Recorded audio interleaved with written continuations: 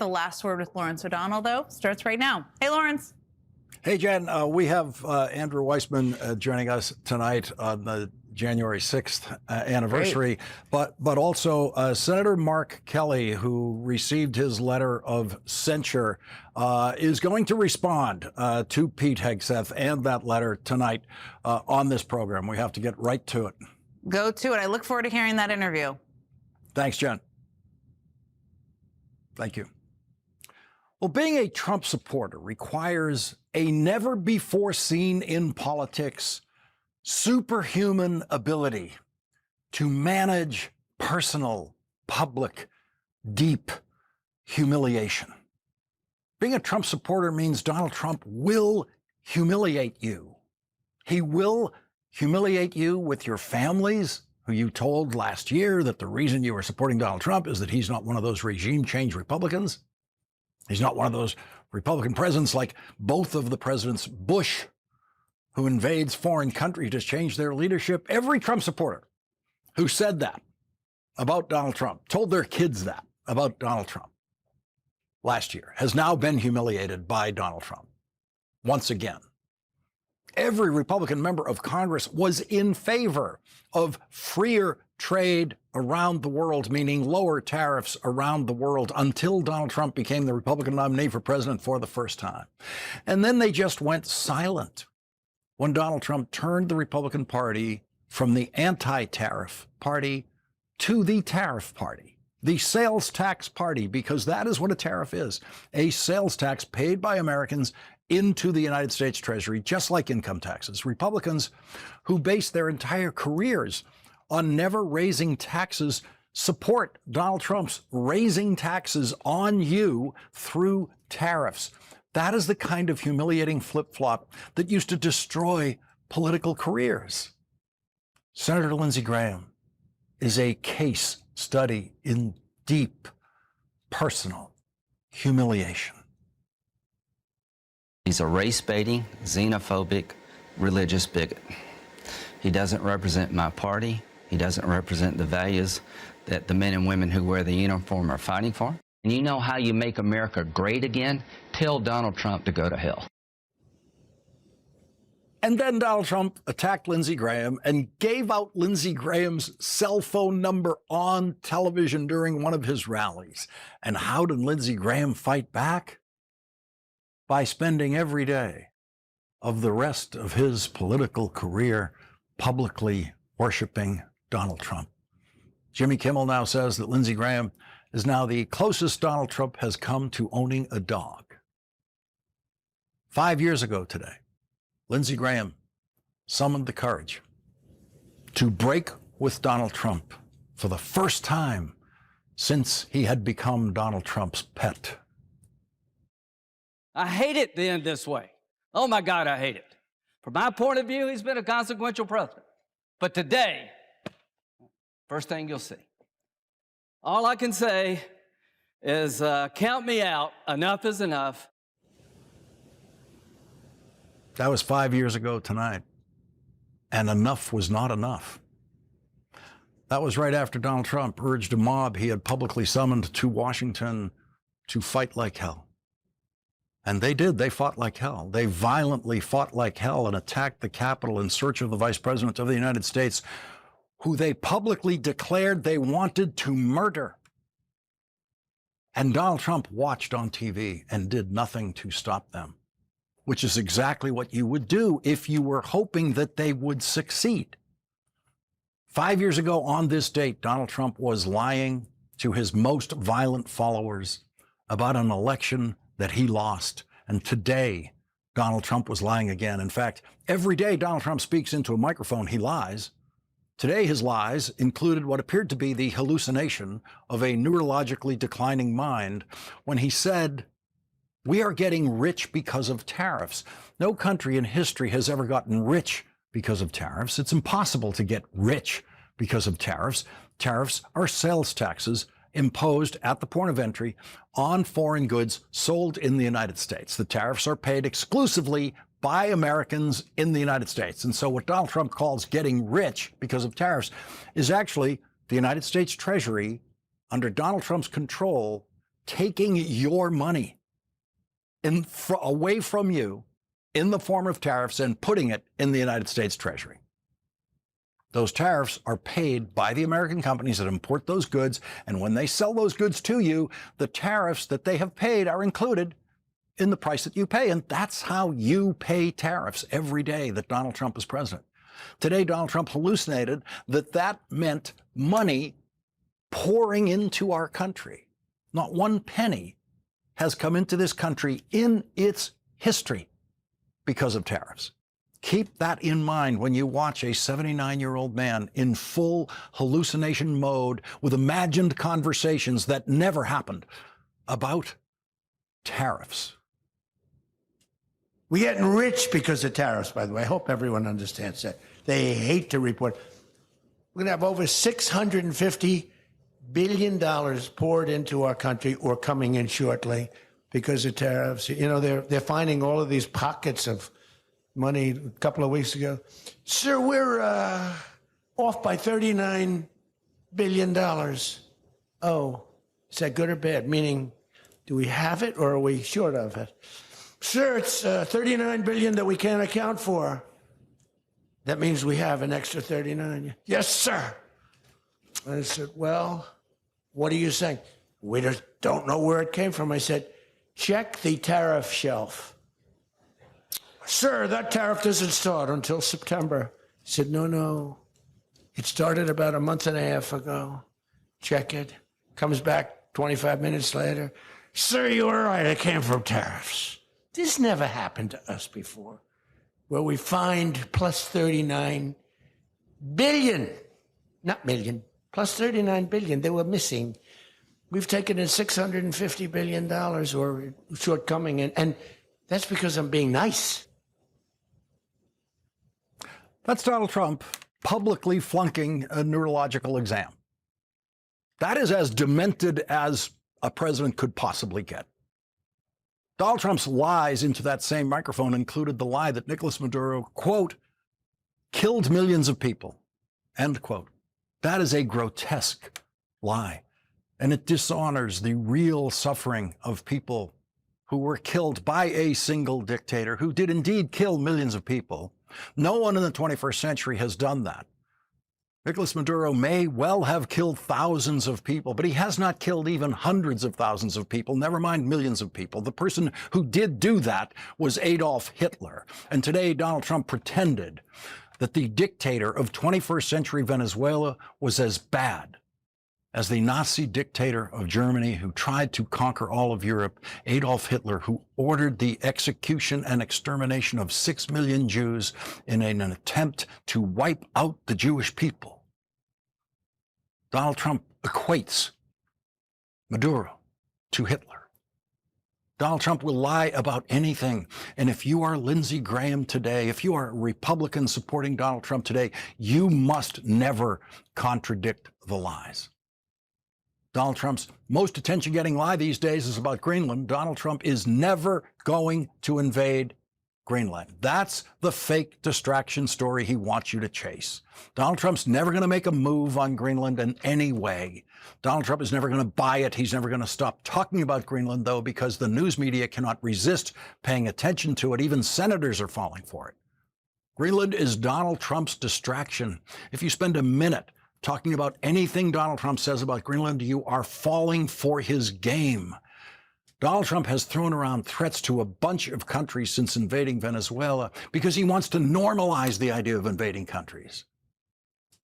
And the only country that Donald Trump and Marco Rubio and now Lindsey Graham are serious about is Cuba. Cuban Americans like Marco Rubio, whose parents left Cuba before the Castro dictatorship came to power, have been dreaming for 65 years of regime change in Cuba. What we saw in Venezuela, what we now know was masterminded in months of secret planning by Marco Rubio, is as close to a dress rehearsal of an invasion of Cuba as is possible, and is as geographically close to Cuba as possible for such a rehearsal. It's not about Venezuela. It's not about the oil. We're never going to get the oil. Donald Trump is playing games with the oil to distract from the real game, the real target, which is Cuba. Cuba has always been the ultimate target for Republican regime change dreamers.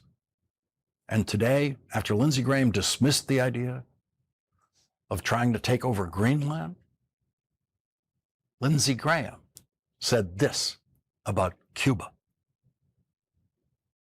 What Trump has done here, he's looked at the economic potential in our backyard. And Cuba, the communist dictatorship in Cuba, is literally on life support. It cannot survive, in my view, without Venezuela and Russia, and both of them have been taken out of the game.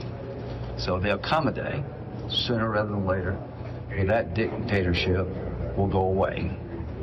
The easy way or the hard way? The easy way or the hard way? So the easy way is to just watch the Cuban government collapse now that they can't get Venezuelan oil. And the hard way, what's that? The hard way would be the kind of invasion that failed in 1961 when the United States attempted to invade Cuba for regime change at the Bay of Pigs on the south side of Cuba. That invasion failed miserably, but now Marco Rubio has shown Donald Trump how to do it, using Venezuela as the rehearsal hall. And now they can do Cuba the hard way. That dictatorship will go away. The easy way or the hard way? Now, once it happens, and the people in Cuba can have a free and fair election, then they'll have a tremendous opportunity to create a Cuba that's like Singapore or Hong Kong. It could be a place where you rewarded for investing in business. It could be a Singapore, Hong Kong, Las Vegas. It could be a marvelous destination for business and tourism. They are very calmly serious about Cuba. Republicans have wanted regime change in Cuba for 65 years. Just when you think you've heard the stupidest question that Washington reporters can ask, one of them outdoes them all. Is it something that the United States could maybe build a military base there as well? Would. Sky's the limit. Might be a good thing to have a base there. I don't know. I'll let Trump decide that. A military base in Cuba? Lindsey Graham doesn't know? Yeah, that would be really amazing. But we already have a military base in Cuba, at the southern coast of Cuba. The United States of America still owns and operates a massive military base at Guantanamo Bay, which is Cuba.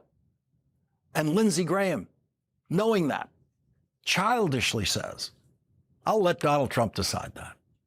Wait till Donald Trump finds out that Guantanamo Bay is in Cuba. The Trump approach is to take a distressed property, fix it up, and create value. And I look at Venezuela and Cuba as countries full of very talented people that have been run poorly with unlimited potential. And you'll never realize that potential until you have new leadership.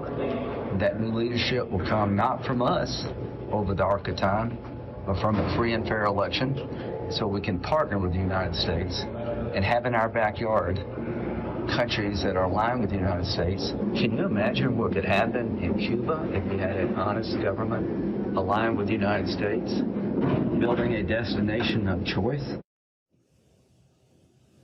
They are serious about Cuba. They do not care about Venezuela. They have never cared about Venezuela. The only thing they have cared about is that Venezuela helps Cuba by supplying oil to Cuba. Cuba is the dream. Venezuela is the rehearsal. They aren't going to go after the oil. That is Trump just distracting people, and maybe Trump even believing it, but everyone knows that isn't really possible. Marco Rubio has had to do a lot of flip-flops to become a Trump supporter after being a Trump attacker in 2016. But Marco Rubio has wanted regime change in Cuba his entire life. 5 years ago tonight, Marco Rubio also thought that he was finished with Donald Trump. We had police officers, the men and women that we walk by every single day that guard the doors and we say hello to, out there with riot gear, getting spit on and attacked. He stopped caring about those police officers very quickly and returned to the worship of Donald Trump so that he could then ultimately now become Secretary of State and fulfill the dream of regime change in Cuba. Here is what one Republican congresswoman said after Donald Trump incited the attack on the Capitol. He needs to be held accountable. He needs to be in a position where he never runs for office again, can never hold office again. The violence was incited by the rhetoric. It was not just the president. There were other people, members of my own party, that were at the rally, members of my own party leading up to the rally, the rhetoric that was posted online on social media. I risked, and members of Congress risked their life for a largely ceremonial vote. Congresswoman Nancy Mace didn't just condemn Donald Trump. She condemned the Republican Party. She condemned members of her own party for helping to incite the attack on the Capitol. And in as full a public humiliation as you could ever imagine, Nancy Mace once again became a faithful Donald Trump supporter. Those people, Lindsey Graham, Marco Rubio, Nancy Mace, hundreds of other elected Republicans in Washington, including J.D. Vance, have to manage a level of public humiliation previously unimaginable in their choice to support a man who they at some point condemned. Former Special Prosecutor Jack Smith explained to the Republican-run House Judiciary Committee why he believed his indictment of Donald Trump and the case he would have presented against Donald Trump included proof beyond a reasonable doubt that Donald Trump was guilty of a conspiracy to overthrow the 2020 presidential election. The evidence here made clear that President Trump was, by a large measure, the most culpable and most responsible person in this conspiracy. These crimes were committed for his benefit. The attack that happened at the Capitol, as part of this case, does not happen without him. The other co-conspirators were doing this for his benefit. Our view of the evidence was that he caused it, and that he exploited it, and that it was foreseeable to him. Once the attack on the Capitol happened, he refused to stop it. He instead issued a tweet that, without question in my mind, endangered the life of his own vice president. And when the violence was going on, he had to be pushed repeatedly by his staff members to do anything to quell it. There is no historical analog for what President Trump did in this case.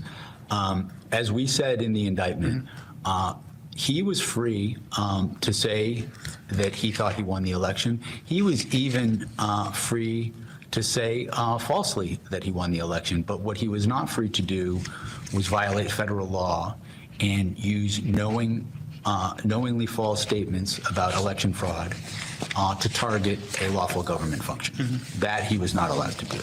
And that differentiates this case from any past history.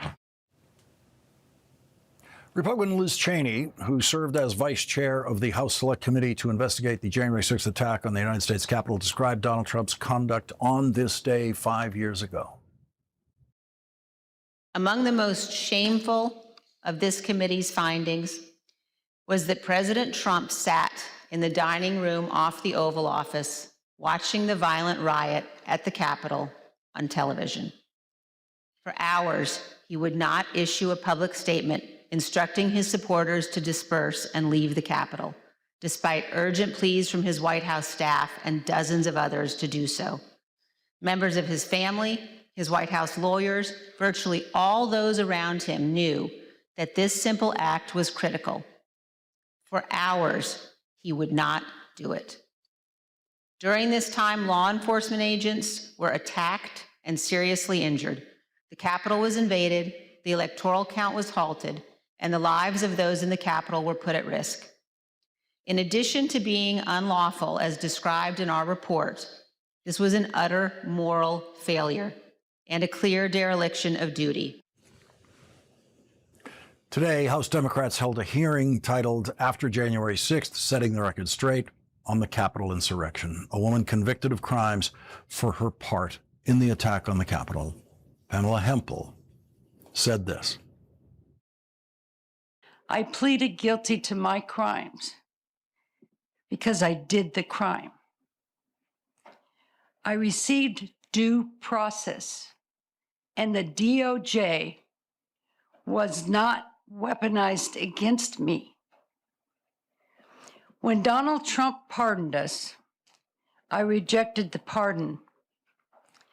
Accepting that pardon would be lying about what happened on January the 6th.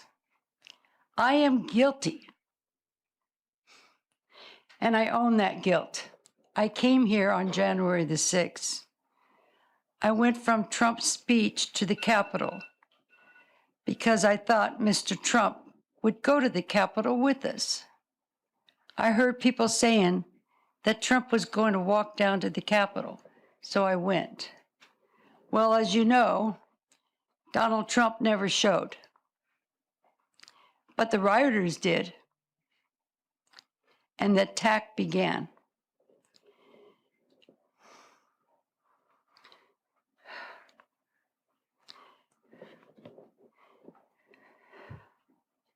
The police officers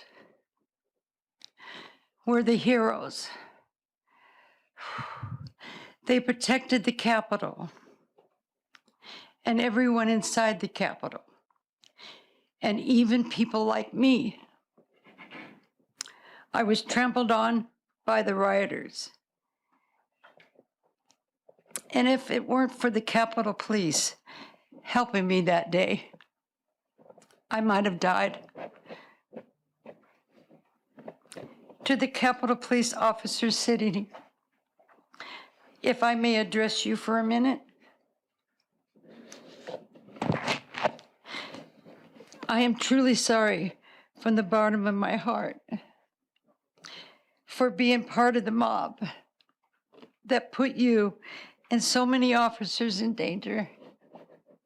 I want the Capitol Police to know how truly grateful I am to them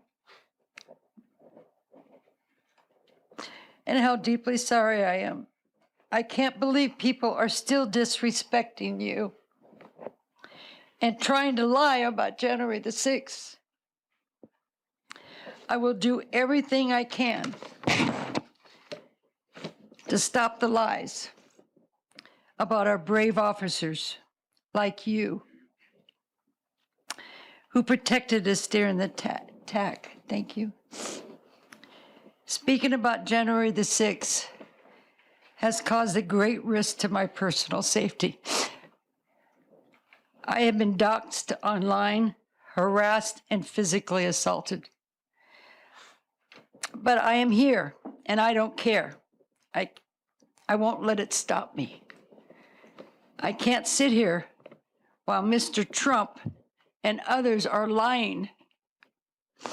I also want others who feel like me to know that we must stop the lies being pushed by the Republican leaders and Trump himself. Leading off our discussion tonight is Andrew Weissmann, former FBI general counsel and an MS Now legal analyst. Andrew, really extraordinary testimony there from Pamela Hempel, who was involved in the attack in the Capitol, was convicted for it.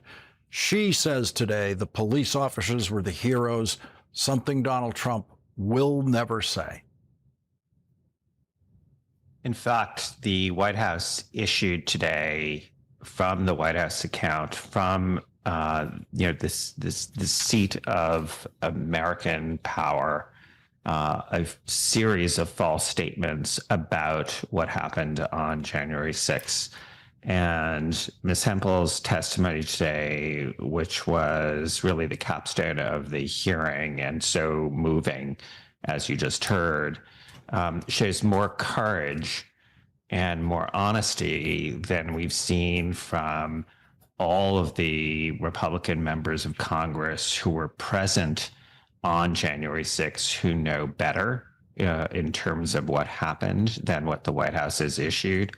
All of the people who were in the White House that day know better. They know that what has been issued by the White House today is a series of lies.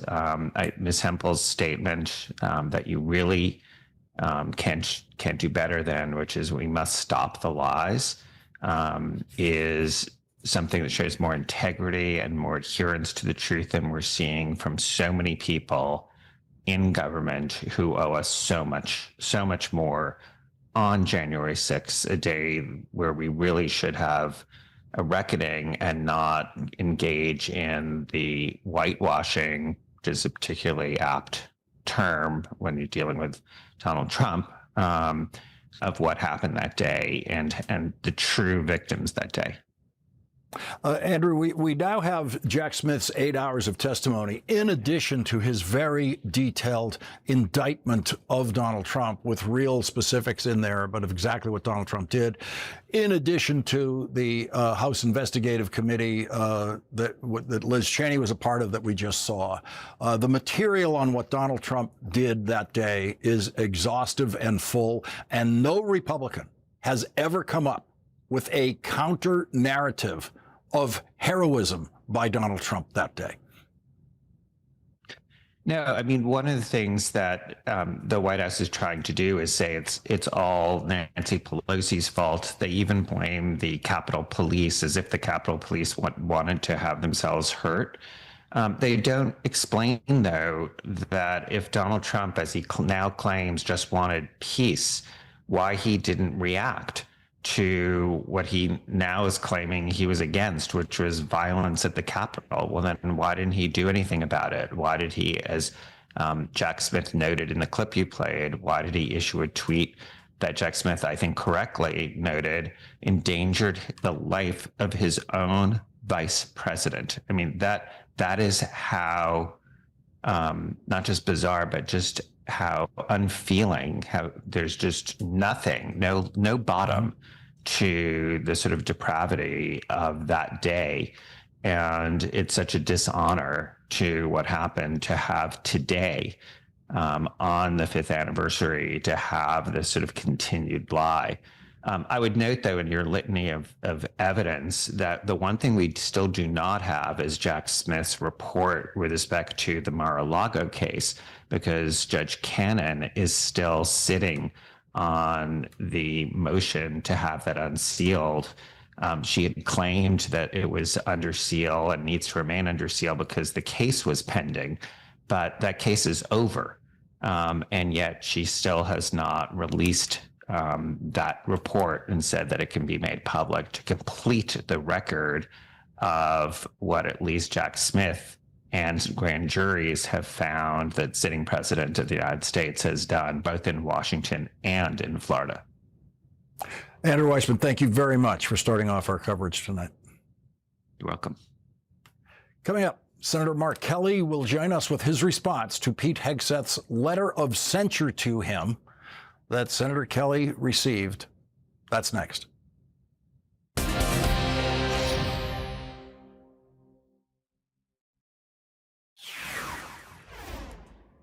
Yesterday, Senator Mark Kelly received this letter from Pete Hegseth on a fraudulent piece of stationery, fraudulently identifying Pete Hegseth as Secretary of War, a position that does not exist. It was a letter of censure that is a first step in Pete Hegseth's attempt to punish Senator Kelly for saying exactly what Pete Hegseth had publicly said a few years ago, that military personnel should not follow unlawful orders. Here was Senator Kelly's response to that letter today. They talk about things I've said between June and December, including that they think it's inappropriate for me to criticize them for firing admirals and generals. Now remember, I'm on the Armed Services Committee. I voted for those admirals and generals to have those jobs, and Pete Hegseth fired those people, in my view, because of the color of their skin and their gender. That's a horrible thing to do, and a horrible message to people out there, that you have to look a certain way to serve this country at the highest level. And I was critical of them in my role as a member of the committee, and they didn't like it. That's one of the reasons they have censured me, and at the end of the letter, they threaten criminal prosecution if they don't like what I say going forward. Let me make it perfectly clear. This letter, or anything that Pete Hegseth says or does to me, is in no way going to affect the way I do my job and represent my constituents in the United States Senate. Ain't happening. So, his option, right now is he can continue with this kind of bullshit, or he can go take a hike. That's his options. And if I have an opportunity to, tell him that tomorrow, maybe I will. Joining us now is retired Navy captain, now Senator Mark Kelly of Arizona. He's a member of the Senate Armed Services Committee and the Senate Intelligence Committee. Senator, you're going to see Pete Hegseth tomorrow. It's going to be all 100 senators in a briefing. You might not be able in that large group to get that moment that you might want with him. But if you do, what would you say to him tomorrow?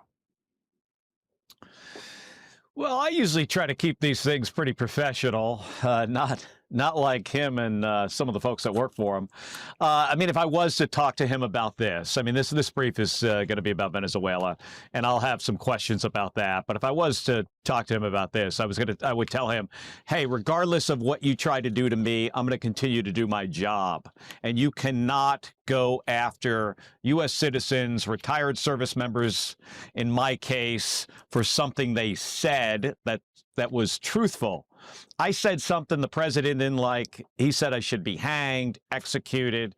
And then he got Pete Hegseth on this path that has now led to this letter of censure and this threat to reduce me in rank and take some of my retirement. So I would tell him that I would tell the Secretary of Defense that this is just not going to work. I'm not backing down. I'm not going to go away. I'm going to continue to do my job. As you go forward, you're subject to this kind of letter simply because of your service in the military. Other senators who never served in the military, people like Donald Trump who never served in the military, could never receive a letter like this. Yeah, because I'm retired, because I spent 25 years in the United States Navy, because I flew 39 combat missions. I almost got shot down a bunch of times. I had a missile blow up next to my airplane once. I flew in space 4 times. Because I had that long career of service, they think this gives them the right to go after me personally and to threaten me with criminal prosecution or execution because they just very simply didn't like what I said. So when President Dwight Eisenhower warned against the military-industrial complex, people like Pete Hegseth, if they were around, might have tried to censure former General President of the United States, Dwight Eisenhower. I don't think Dwight Eisenhower would take any crap from Pete Hegseth, so I wouldn't be too worried about that. Pete Hegseth is in no way qualified for this job. Donald Trump should have never offered him this job. I think it says a lot, possibly says a lot more about Donald Trump that Pete Hegseth is in this position than it says about Pete Hegseth. Senator Mark Kelly, thank you very much for joining us tonight. Thank you for having me on, Lawrence. Thank you. Coming up, the Trump Justice Department has admitted they have released only 1% of the Epstein files in defiance of the law passed by our next guest, Congressman Ro Khanna, who joins us next.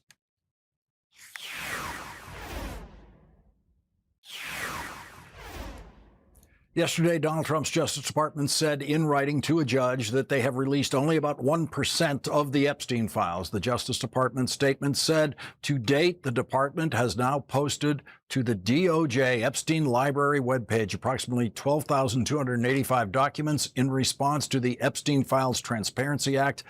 And there are more than 2 million documents potentially responsive to the act that are in various phases of review.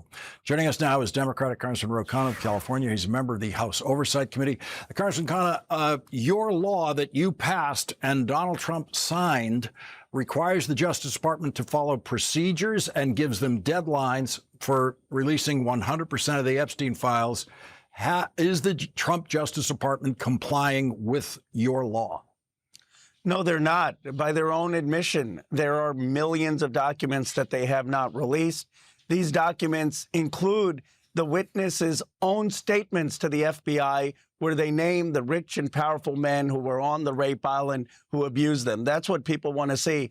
And Thomas Massie and I actually are planning to write a letter as a friend of the court, an amicus curiae letter to the judge saying that it's time for the judge to appoint a special master to make sure that the Justice Department actually releases these documents, doesn't have excessive redactions, and we get the truth. It would seem clear now, even to the judge, that just how out of compliance the Trump Justice Department is on this. Absolutely. I mean, the Justice Department is admitting it. They're saying we've only released 1% of the files. We've only released 1% of what we were required by law. And we haven't released the actual things that people want to see, the prosecution memos. We have not released the witness statements. The judges, I think, are very frustrated. And at this point, we can't trust the Department of Justice. In these kind of cases, you usually have a special master. They review the documents. They make sure that they're not redactions, and they make sure everything is released. By the way, they missed their deadline to Congress. They had a deadline a few days ago to explain why they're redacting what they're redacting. They missed that as well. Congressman Ro Khanna, we will stay on it. Thank you very much for joining us tonight. Thank you. And coming up, 1 year ago this week, Los Angeles was on fire, and Jacob Soboroff was leading our coverage. His new book is titled Firestorm, and he joins us next.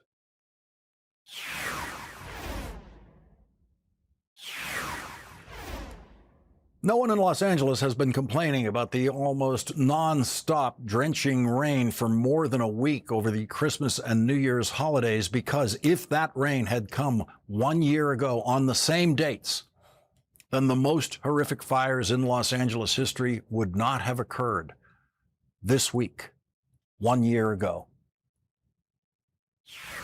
If you are considering staying in your home, it is the wrong decision. Get out now. We haven't seen anything like this ever before, Lawrence. Certainly not in my lifetime. And I've evacuated from my childhood home during fires. Nothing like this. The winds have been whipping in a way that few of us, I think, couldn't recall. It has been drier than normal here in Southern California. There's barely been any rain this rain season. And so it is a tinderbox out here.